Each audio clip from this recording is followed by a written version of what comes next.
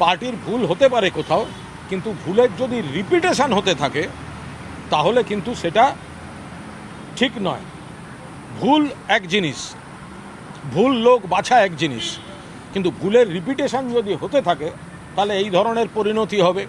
মমতা বন্দ্যোপাধ্যায়কে কারা বোঝাচ্ছেন, কারা কি বোঝাচ্ছেন, কি ফিডব্যাক দিচ্ছেন, সব ঠিক আছে সব ঠিক আছে, হয় না কি এভাবে?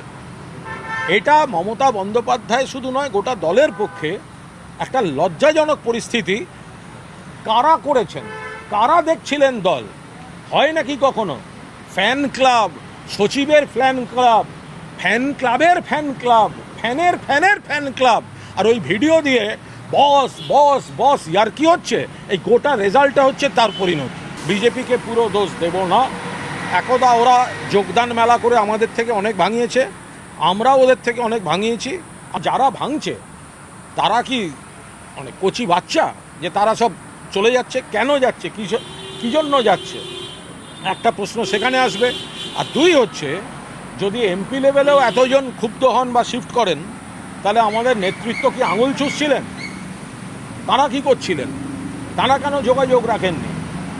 কেউ হঠাৎ চলে যাচ্ছেন, হঠাৎ নাকি তাদের এনডিএ প্রেম জেগে উঠছে।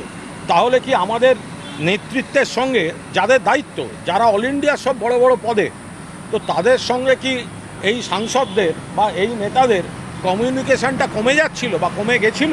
রাগে গিয়ে থাকে, অভিমানে গিয়ে থাকে, অথবা কোট আনকোট কোনো ব্যক্তিগত স্বার্থে গিয়ে থাকে, যেটাই যাক সেটা নেতৃত্বের সঙ্গে একটা যোগাযোগে থাকবে না? এটা কোনো কথা হলো? ফিরহাদ হাকিম মমতা বন্দ্যোপাধ্যায়ের দীর্ঘদিনের সৈনিক, প্রাক্তন পুরপিতা, প্রাক্তন মেয়র ইন কাউন্সিল, প্রাক্তন মেয়র, বিধায়ক, প্রাক্তন মন্ত্রী এবং সংগঠনের অন্যতম গুরুত্বপূর্ণ নেতা।